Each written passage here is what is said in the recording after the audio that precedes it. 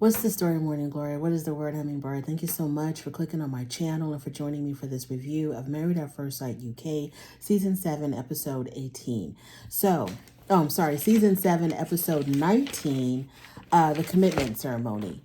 So before we get to the commitment ceremony, we see a little bit of footage of the groups talking to each other, the people talking to each other before they actually enter into the commitment ceremony.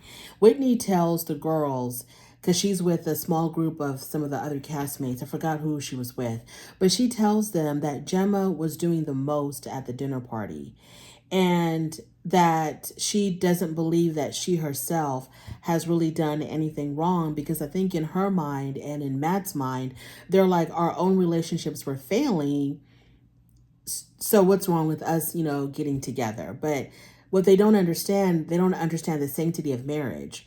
I don't know if these people are actually really married on this show, or if they just go through a commitment ceremony in the beginning, and then later on, if they do want to stay together, they'll get an actual marriage license and actually get married. I don't know.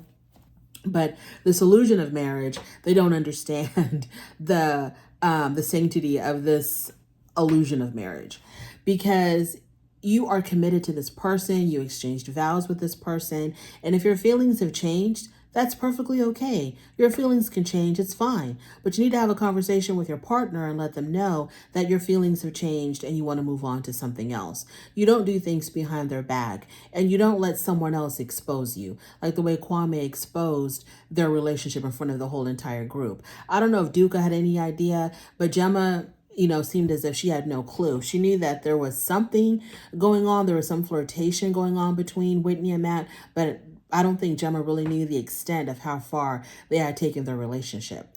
So we're at the commitment ceremony. It has started now. And the first couple up is Thomas and Adrian.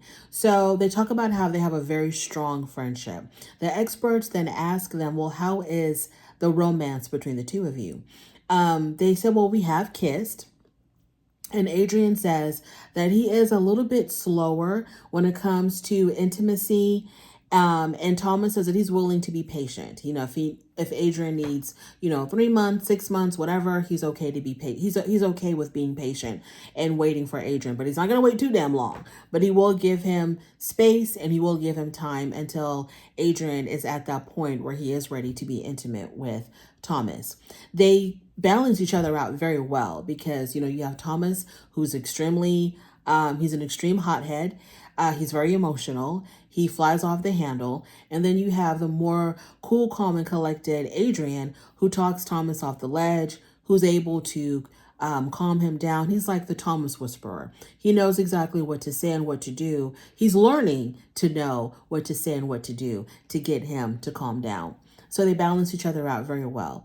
It kind of felt like to me, because there was a lot of PDA between Thomas and Adrian, and I kind of felt like they were really putting on a show to let everybody know how good and how strong their relationship is. That's how I felt like. I felt like Thomas was really laying it on thick with the PDA at some point, because he just wants everybody to know that they're doing extremely good. So they both decide to stay. Moving on to George and April. Doom and gloom is what I like to call them, because every time they sit on that damn couch, George is always struggling with his relationship, and April is like always on the verge of tears. There's always something going on with these two people. So they said that they had a really tough week this week, because at the couples retreat, they were being called out as being fake. And the experts asked them, well, who called you fake? And they said that it was Thomas. And the experts looked at Thomas and they were like, do you want to give us, your side of the story about this? And Thomas was like, nope, I have nothing to say. Okay. So at some point, Adrian spoke up and said something, but I'm not exactly sure, because I thought Adrian and George were, really good friends, because George was always confiding in Adrian about his problems with April. But Adrian said something, he said something about how George is always coming to him to talk to him about his problems with April. And I'm not exactly sure what that was all about. But at some point, Thomas got frustrated, like he always does, and he walked off. And then he came back. But anyways, the point is, between George and April, they wanted to put the blame this week on their problems on exterior circumstances or exterior forces, i.e. Thomas, because Thomas was calling them fake, saying that they were not genuine in their relationship because they always want to put up a front that everything is working out with them, when in actuality, they have problems like everybody else.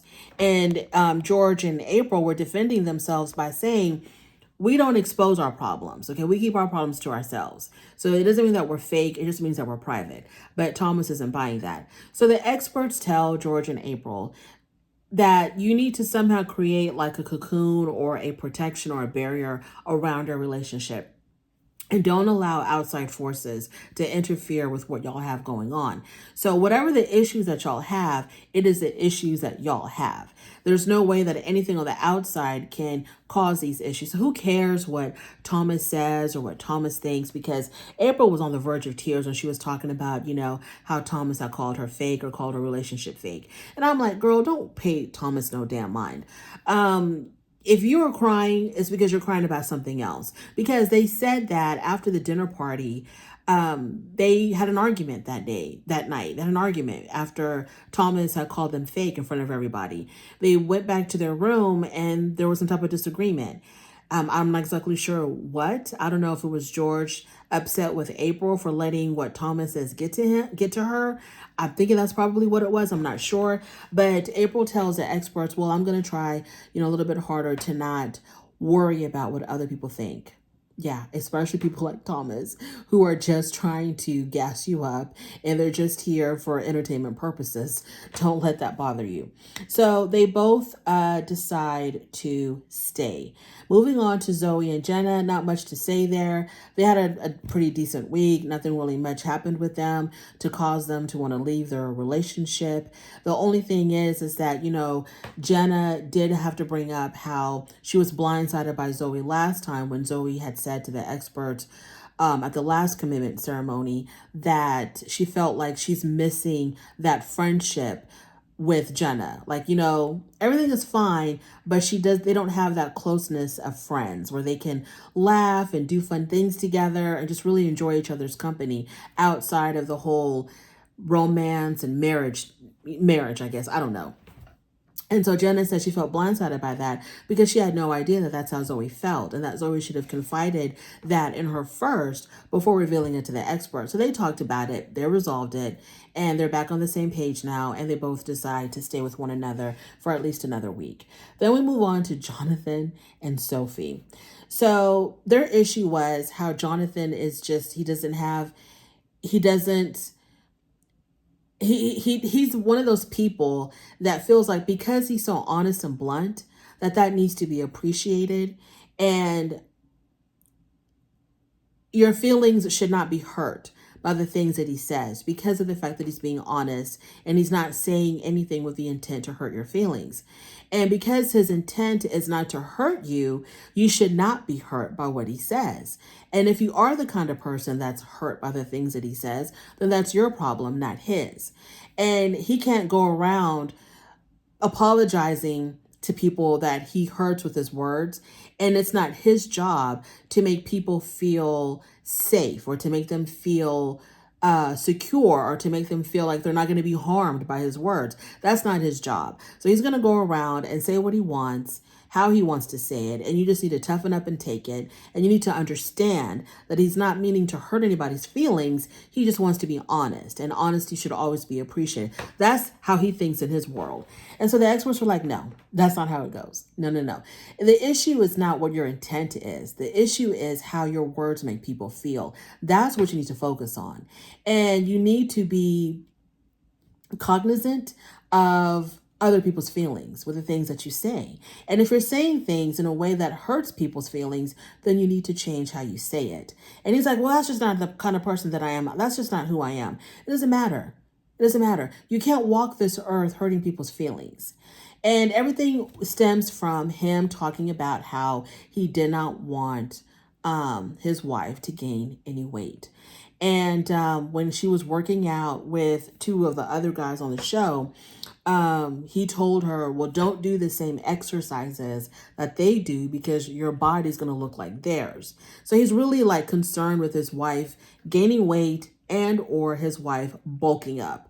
And it's a very irrational concern that he has. So I feel like, okay, so yeah, he's wrong for saying that. He's wrong for thinking that. And they try to explain to him that he doesn't have any emotional intelligence and that he lacks. Oh, Jonathan also talks about how he lacks any type of like really strong chemistry and passion for Sophie. Sophie actually says she understands. And she was like, yeah, I understand where he's coming from. It still hurts my feelings that he would say that, but I understand where he's coming. Girl, no way.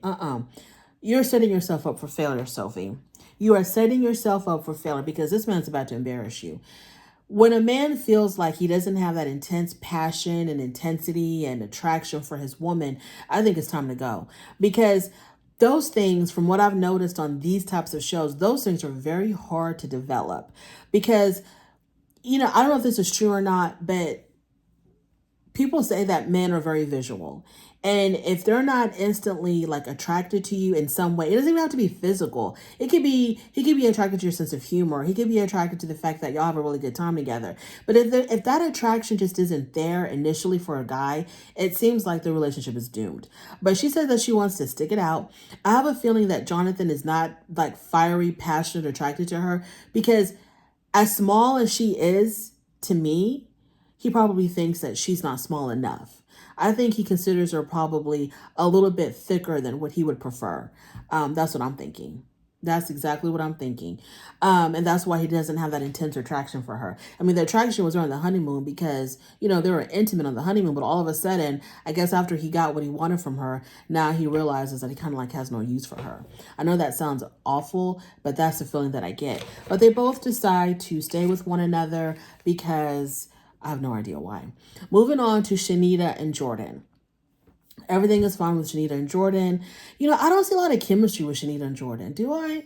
I kind of don't. I kind of see them being more friendly than anything else, but they claim that they had a really good week. They said that they're going strong, they have good communication, and they're actually making plans for the future, like where they're going to live as a married couple when the show is over. And they both decided to stay.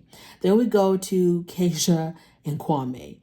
Kwame starts off by saying that they're doing so well, him and Keisha, that they don't need to be on the show anymore. They don't need the help of the experts anymore because they're doing that well and they're ready for the real world. Their relationship will be able to sustain anything that the world has to throw at them. So they don't even need to be there anymore.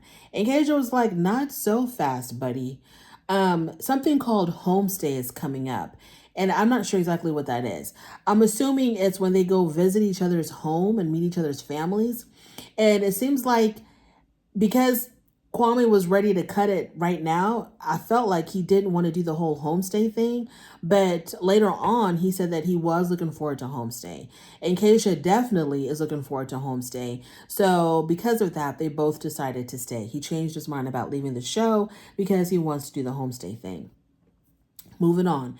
So the experts say when it comes to dealing with Gemma and Matt and Duke and Whitney, they can't deal with them, you know, separately. They have to deal with them collectively because they're all intertwined now with this affair that Matt and Whitney are having. So they deal with all four of them collectively. Whitney says that Matt gives her butterflies. And Matt says the same thing. He's got the same attraction for Whitney. And they're saying this in front of everybody, including their spouses who are sitting right next to them. Gemma seems to think that Whitney and Matt shared a bed before the dinner party.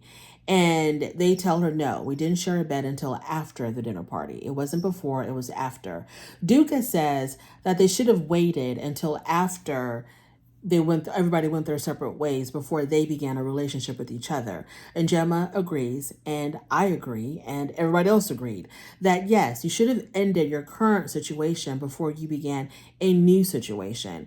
Either it looks bad What y'all did looked horrible because y'all could have at least talked to your partners and said, this is what's going on. This is what I'm feeling. But y'all were too chicken to do that. Y'all wanted to carry on behind everybody's back and do this secret, clandestine type of situation. And y'all look awful for doing that.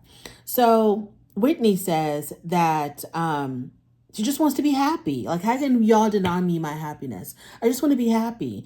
And that she goes, that guy over there, referring to Matt, he's the one that makes me happy.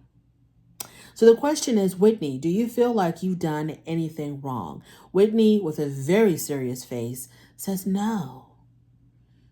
Relationships, what did you say? The relationship was dead in the water anyway. She feels like she has done nothing wrong. If you felt like you weren't doing anything wrong, then why were you hiding your relationship with Matt? Why didn't you shout it from the mountaintop that you and Matt wanted to be with one another? Why didn't you tell Duca, the very first time that you felt that very first butterfly from Matt? Why didn't you tell Duca then that you didn't want to be with him, you wanted to be with Matt? Why didn't you tell Gemma, I want your man. He gives me butterflies and he makes me happy and it is what it is. Like, why did y'all have to hide it if you felt like you didn't do anything wrong? So Gemma says, after Whitney said that their relationship was dead in the water anyway, Gemma says, it's for me to decide when my relationship is over, not you.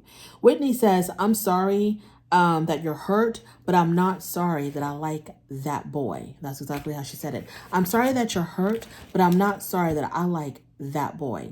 Matt also says that he's not going to apologize for finding something that he really wants to pursue. No one is getting on your case for having feelings for one another because a heart wants what the heart wants. The problem is you didn't tell your respective spouses that y'all were trying to get it on with one another. That's the issue. That's what needs to be addressed. What do you say about that, Matt and Whitney? So Duca and Whitney, obviously they decide to leave.